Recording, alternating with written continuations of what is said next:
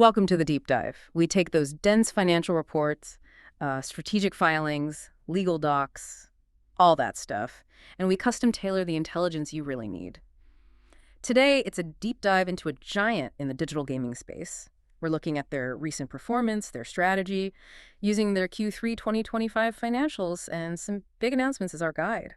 Yeah, and our plan today is really to cut through the noise. The sources show this company is, well, definitely growing at scale year over year, making these huge strategic plays for market share. But at the same time, you see these short-term operational bumps and this growing regulatory friction. It's really challenging their core business. Right. It sounds like a classic high-stakes balancing act, huge ambition meeting, pretty serious market pressure. So we'll hit the Q3 financials first. There's an interesting split in profitability metrics we need to unpack. Then we'll get into the customer engine, those massive media deals, acquisitions, and wrap up with the legal landscape. Let's jump right in. Okay, let's unpack this. Starting with the top line, the revenue. Year to date, the growth story looks, well, frankly, pretty amazing. Q3 total revenue hit $1.1144 billion. That's up 4.4% year over year. Okay, but look at the year to date through Q3, $4.065 billion. That's a huge jump, 20.5% up year over year. The scale is definitely expanding. The expansion, yeah, that's undeniable. But if you really want the signal here, you've got to look closely at profitability in Q3. Because the GAAP and the non-GAAP numbers, they tell very different stories, radically different. So on the surface, the GAAP net loss, it actually got better in Q3 2025, narrowed to a loss of about $257 million, down from almost $294 million the year before. Looks like progress, right? Seems like it. But the operational profitability, the number that shows how the actual day-to-day business is doing, Adjusted EBITDA, that didn't follow suit. Didn't follow suit, putting it mildly. It went significantly south. Adjusted EBITDA took a real dive. The loss worsened to $126.5 million in Q3 2025. Compare that to Q3 2024. They only lost $58.5 million then. So operationally, they're actually losing more money this quarter than last year, even though total revenue's up. Okay, hold on. More money coming in the door, but a bigger operational loss. How does that happen? What drove that Q3 Adjusted EBITDA decline? Well, there are two main culprits flagged in the report. First one, just plain bad luck, basically. Sportsbook revenue dropped 9.3%. It's about $61 million less year over year. And it was entirely because their net revenue margin, their hold percentage, fell pretty dramatically. Went from 6.3% down to 5.2%. They specifically blame customer-friendly sports outcomes. Ah, the classic euphemism, meaning the bettors won more often than the house expected. Exactly. Customers won big. The house had to pay out more. It happens. Okay. Volatility. Okay, so that's volatility. What's the second factor? You said there are two. Is it more structural? It is. The second one is the cost of their debt. Remember, they took out a new $600 million Term B loan back in March 2025. And you see the impact hitting hard in Q3. Their net interest expense, it swung massively. In Q3 2024, they actually had $8.3 million in interest income.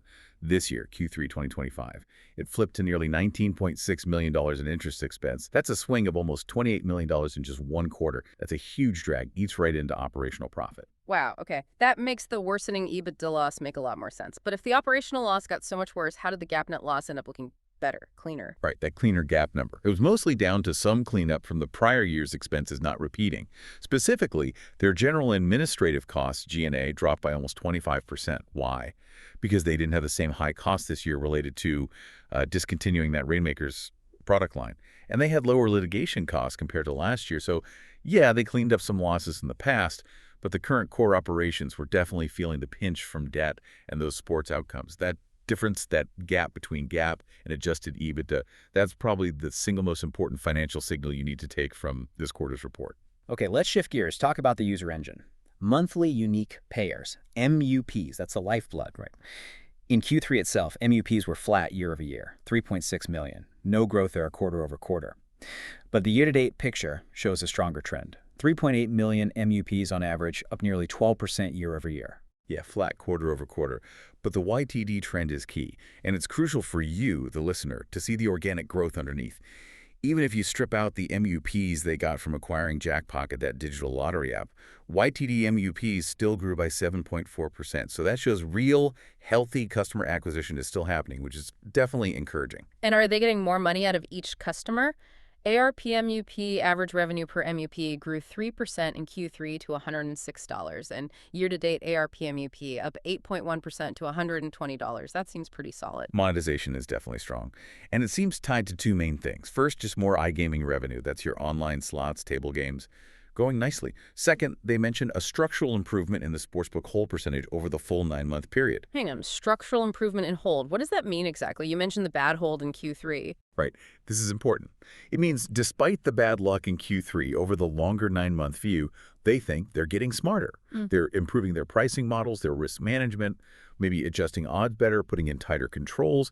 The idea is to make the business less reliant on pure luck over the long haul, making systemic changes so more of the money wagered they handle actually turns into revenue for them, reducing that crazy volatility we saw this quarter. Got it. Speaking of the money wagered, the handle itself, total customer bets on Sportsbook, that keeps growing too. Oh, yeah. Handle was up 10% in Q3, hit $11.4 billion. Year-to-date handle, $36.8 billion. Still growing strong. But given how much that handle bounces around, the real strategic question is, are they successfully shifting their revenue mix away from relying solely on that volatile sports betting? And are they? It's like it. iGaming revenue showed really strong organic growth, up almost 25% in Q3 alone, hitting $451 million. They say that's driven by just getting more iGaming customers, which tend to provide a more predictable revenue stream than sports bettors. And we also see other revenue, which now includes that jackpocket lottery business up over 25% too. So the takeaway here, AUPs are growing overall, monetization per user is improving structurally, but getting those new customers in the door, still intensely competitive, and that means it's intensely expensive. That high customer acquisition cost, the CIC, that feels like the perfect lead-in to the next big piece here. This is where it gets really interesting. These incredibly aggressive, frankly massive strategic investments they're making, designed to change their market position entirely. Exactly. These are potentially game-changing moves, aimed squarely at trying to get around that traditional, super expensive digital advertising grind. They sign these exclusive marketing deals with ESPN and NBC Universal. And the language is key. They become the exclusive integration provider for all live sports and digital platforms. Exclusive integration provider. So this isn't just like slapping a banner ad on a web page. Yeah, no, much deeper than that. Think about the NBA access they mentioned, integration, across 73% of national regular season broadcasts. 73%. How does that integration actually work for a viewer? What would I see? It's about owning the context when you're watching. So instead of seeing some random pop-up ad later on social media, you might see real-time odds, betting lines, maybe even, promotions integrated right into the scorebug on the screen or within the ESPN app while you're streaming. The goal is frictionless acquisition. Get the customer right at the moment they're most engaged with the sport, maybe even offer seamless wallet access. Make it super easy to place a bet right then and there. Okay, that sounds powerful. But wait a second, we just talked about the rising cost of debt. That almost $28 million negative swing in interest expense just in Q3. Given that pain point, isn't committing, $1.3 billion over 5 years for these media deals, isn't that a huge leverage risk? Especially if operational EBITDA doesn't turn around fast. That is the core strategic gamble laid bare in this filing. You nailed it. Yes, the cost is absolutely staggering. $1.3 billion in expected contractual obligations just for these content integration deals signed in Q3. But the thinking, the strategic bet, is that this massive upfront cost will dramatically lower their customer acquisition costs over the long term. If they can essentially own the eyeballs on ESPN and NBC Sports for the next 5 years and acquire customers way more efficiently through that integration than through, say, expensive Google ads, then theoretically that huge $1.3 billion commitment pays for itself many times over via lower marketing spend down the road. It's a bold, calculated risk. Huge potential payoff, but huge upfront costs and execution risk too. Wow. Okay. Beyond just owning the media landscape, they've also been active on the M&A front, buying tech. Very active. 3 major moves recently highlighted. Jackpocket back in May 2024. About $773 million in cash and stock. That got them into the digital lottery career game, adding a new vertical. Then Simplebet, December 2024, around $135 million. That was about acquiring technology for in-play micro-markets betting on, like, the next play in a football game. Super important for real-time engagement. And then, crucially, a deal announced for Q3 closed in October 2025. The acquisition of Railbird Technologies. Railbird, didn't they call that a federally licensed exchange? What does acquiring that let them do strategically? This is potentially huge. It's their planned entry into a whole new regulated market. particular markets. Think of betting on political outcomes, economic events, that sort of thing. Because Railbird holds that federal exchange license, it gives them the regulatory foundation to offer event contracts. This is potentially a category distinct from state-by-state sports wagering laws, could be massive. They explicitly said they expect to launch DraftKings Predictions in the coming months once they get the final licenses sorted. This could seriously broaden their market, maybe into areas with higher margins and potentially less state-level regulatory headaches than sports betting. So big media bets, new tech, new markets. The board must be feeling confident about this expensive path forward. They just upped the share repurchase authorization to $2.0 billion in November 2025. That's a massive buyback program. Yeah, and they'd already bought back $314 million worth just in the first 9 months of 2025. So they're putting serious capital behind this strategy, signaling confidence to the market despite the near-term losses. Okay, but when you're making these billion-dollar bets, stability at the top really matters. So we need to touch on the planned departure of co-founder Matthew Kalish. He's currently president of DraftKings North America. Right. Kalish is stepping down from the executive role March 31st, 2026. Stays on the board, though. But the terms of his exit agreement detailed in the filing, they seemed quite generous, a very expensive goodbye, almost. What does that signal? It signals he was seen as incredibly valuable, absolutely. His transition deal included accelerated vesting for his 2026 performance stock units. And critically, those PSUs were deemed achieved at the maximum 200% performance level, effective back in December 2025. That's a huge payout. It clearly shows how vital leadership viewed his contributions. Even as he transitions out, apparently he's going to be CEO of FaZe Media next. Okay, leadership transition noted. Now, let's pivot to the less rosy side. The growing legal docket. The filing says, standard language, they'll vigorously defend everything.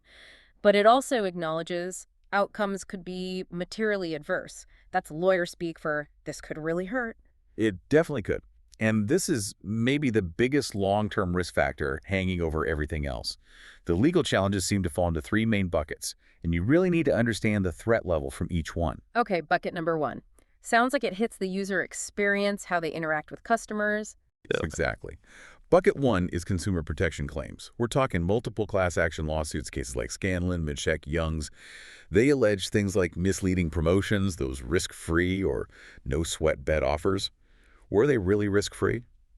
There are also claims about using VIP hosts to aggressively target users, maybe showing signs of gambling addiction, and even cases about improperly canceling winning bets, like the McAfee suit.